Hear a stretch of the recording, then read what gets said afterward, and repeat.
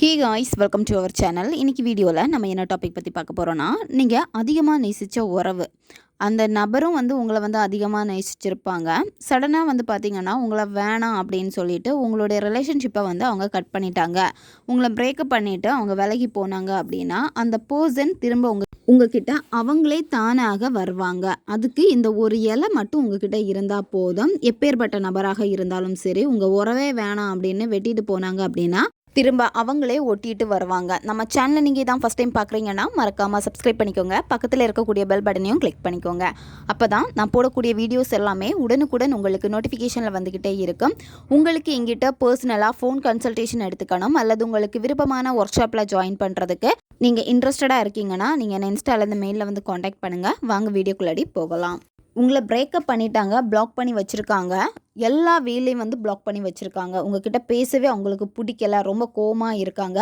உங்களுடைய வாய்ஸை கேட்டாலே ஃபோனை கட் பண்ணுறாங்க, பேச பிடிக்கல அப்படின்னு உங்களை ரொம்ப திட்டுறாங்க. இந்த மாதிரி சிச்சுவேஷனில் இருக்கிறப்போ இதை நீங்கள் செய்யுங்க. எப்பேற்பட்ட நபராக இருந்தாலும் சரி, தானாகவே உங்ககிட்ட பேசுவாங்க. எவ்வளோ அதிகமாக நேசித்தாங்களோ அந்த உறவு அதை விட அதிகமாக திரும்ப வரப்போ உங்களை நேசிப்பாங்க, உங்களை புரிஞ்சுப்பாங்க. நிறைய வருஷமாக நாங்கள் பேசிக்கிட்டே இருக்கோம், எங்களுக்கு நல்ல பழக்கம் இருக்குது. பட் அந்த பர்சன் என்ன புரிஞ்சிக்கவே மாட்டேங்கிறாங்க. என்னுடைய அன்பு, கேர் எதுவுமே அவங்களுக்கு தெரிய மாட்டேங்குது. தெரிஞ்சாலுமே பார்த்திங்கன்னா அதை வெளிக்காட்ட மாட்டேங்கிறாங்க. அப்படி இருக்கிறப்ப கூட இதை நீங்கள் செய்யலாம். இந்த மெத்தடை நீங்கள் யாருக்கு வேணும்னாலும் பயன்படுத்தலாம். ரிலேஷன்ஷிப்பில் இருக்கிறவங்க பயன்படுத்தலாம், நண்பர்களுக்காக இதை நீங்கள் பயன்படுத்தலாம், ஒன் சைடு லவ்வில் இருக்கிறவங்க பயன்படுத்தலாம், பெற்றோர் குழந்தைகளுக்காக, குழந்தைகள் பெற்றோர்களுக்காக பயன்படுத்தலாம். எந்த உறவு உங்ககிட்ட ரொம்ப ஸ்ட்ராங் பாண்டிங்கில் இருக்கணும்னு நீங்கள் நினைக்கிறீங்களோ அந்த உறவுகளுக்காக நீங்கள் பயன்படுத்துங்க.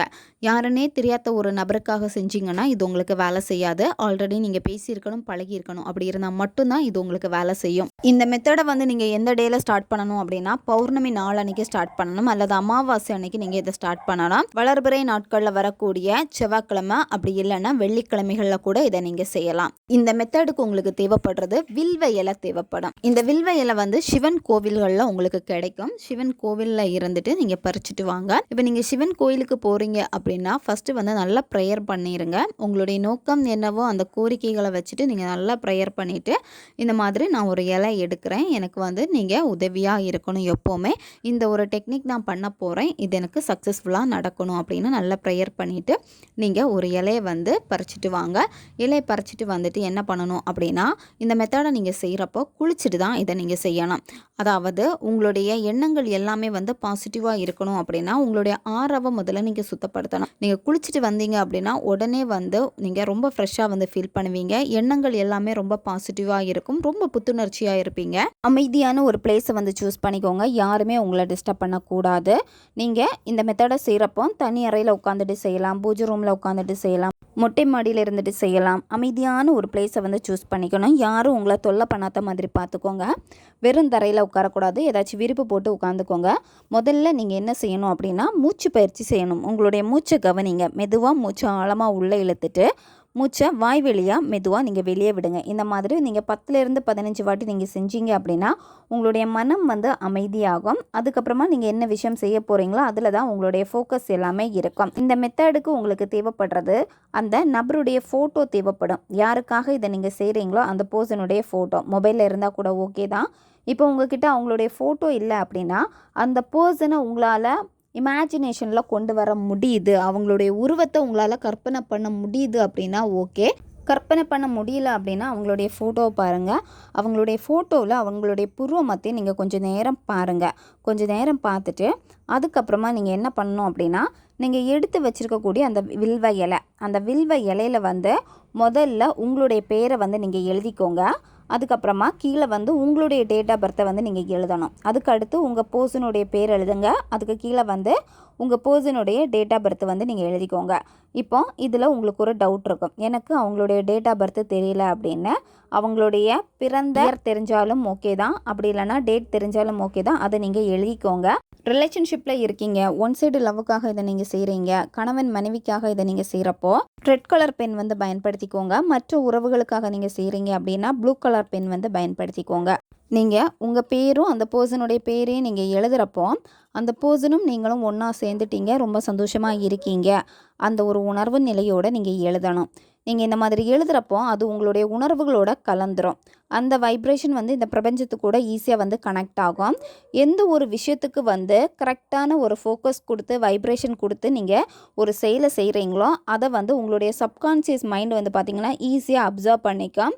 உங்களுடைய எண்ணங்கள் எல்லாமே வந்து பார்த்திங்கன்னா அதை சார்ந்ததாகவே இருக்கும். அப்போ நீங்கள் என்ன ஒரு விஷயம் நினைக்கிறீங்களோ அந்த விஷயம் சார்ந்த விஷயங்கள் எல்லாமே வந்து நீங்கள் பார்ப்பீங்க. அனைத்துமே வந்து பார்த்திங்கன்னா உங்களுடைய எண்ணங்களை சார்ந்தது தான். இப்போ நீங்கள் எக்ஸாம்பிள் இன்ஸ்டாகிராமில் ரீல்ஸ் பார்த்துட்ருக்கீங்க. இப்போ ஒரு சேடான ஒரு ரீல்ஸை பார்த்துட்ருக்கீங்க அப்படின்னா அடுத்தடுத்து நீங்கள் பார்க்கக்கூடிய அடுத்த ரீல்ஸ் எல்லாமே வந்து பார்த்திங்கன்னா சேடாக தான் உங்களுக்கு வரும். இப்போ ஒரு டாபிக் வந்து மோட்டிவேஷனலாக பார்க்குறீங்க அப்படின்னா அடுத்தடுத்து நீங்கள் பார்க்கக்கூடிய விஷயங்கள் எல்லாமே ரொம்ப மோட்டிவேஷனலாக தான் வரும். இப்போ உங்களுக்கு பிடிச்ச ஒரு க்ரஷ்ஷோ இல்லை பிடிச்ச ஒரு ஹீரோவுடைய ஒரு வீடியோ ஏதாச்சும் பார்க்குறீங்க அப்படின்னா அது ரிலேட்டடாக தான் அடுத்தடுத்த வீடியோஸ் எல்லாமே உங்களுக்கு வந்துக்கிட்டே இருக்கும். இது எல்லாமே வந்து பார்த்திங்கன்னா இன்ஸ்டாகிராம்லோடைய டூல்ஸ். அதாவது அவங்க வந்து இதை தான் நீங்கள் லைக் பண்ணுறீங்க, ஸோ இந்த மாதிரி தான் நீங்கள் அதிகமாக பார்க்குறீங்க அப்படின்னு அதுவே உங்களுக்கு திருப்பி திருப்பி எடுத்து கொடுக்கும். அதே மாதிரி தான் உங்களுடைய எண்ணங்களில் வந்து நீங்கள் எதை நினைக்கிறீங்களோ அதுதான் திருப்பி திருப்பி திருப்பி உங்கள் வாழ்க்கையில் நடக்கும். இது எல்லாமே வந்து நீங்கள் செய்யக்கூடிய எண்ணங்கள்னால உருவாகக்கூடிய ஒரு மேனிஃபெஸ்டேஷன் தான். அப்போ உங்களுடைய எண்ணங்களுக்கு வந்து பார்த்திங்கன்னா அந்த அளவுக்கு வலிமை இருக்குது. அதனால் உங்களுக்கு என்ன வேணுமோ அந்த விஷயம் நடந்து முடிஞ்ச மாதிரி ஹாப்பியாக அதை நினச்சிக்கிட்டே நீங்கள் எழுதணும். எழுதிட்டு இந்த இலையை என்ன பண்ணணும் அப்படின்னா உங்களுடைய இடது கையில் வச்சுட்டு உங்களுடைய வலது கையை இந்த இலைக்கு மேலே வச்சுட்டு லைட்டாக வந்து 2 கையும் வந்து லைட்டாக நீங்கள் தேய்ச்சிக்கோங்க. தேய்க்கிறப்போ நீங்களும் அந்த பர்சனும் ஒன்றா சேர்ந்துருக்கீங்க, ஹாப்பியாக வாழ்ந்துட்டுருக்கீங்க.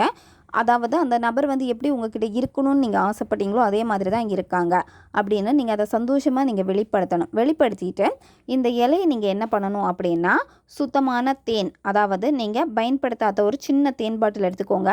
அந்த தேன் பாட்டிலில் இந்த இலையை போட்டுட்டு நல்லா டைட்டாக மூடி வச்சுருங்க. இதை வந்து நீங்கள் உங்களுடைய பூஜை ரூமில் வச்சுக்கலாம் இந்த பாட்டிலை. அப்படி இல்லைனா உங்கள் ரூமில் நீங்கள் வச்சுக்கலாம். யாருமே பார்க்காத மாதிரி வச்சுக்கோங்க. இந்த பாட்டிலில் நீங்கள் போட்டு வச்சுருக்கக்கூடிய அந்த இலை வந்து அப்படியே இருக்கட்டும்.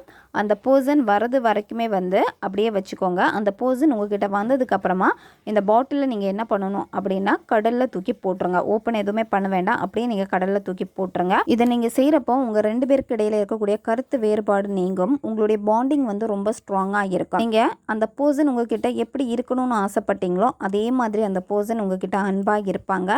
நிறைய மாற்றங்களை நீங்கள் பார்க்க ஆரம்பிச்சிருவீங்க. ரொம்பவும் பவர்ஃபுல்லான ஒரு மெத்தட் இது.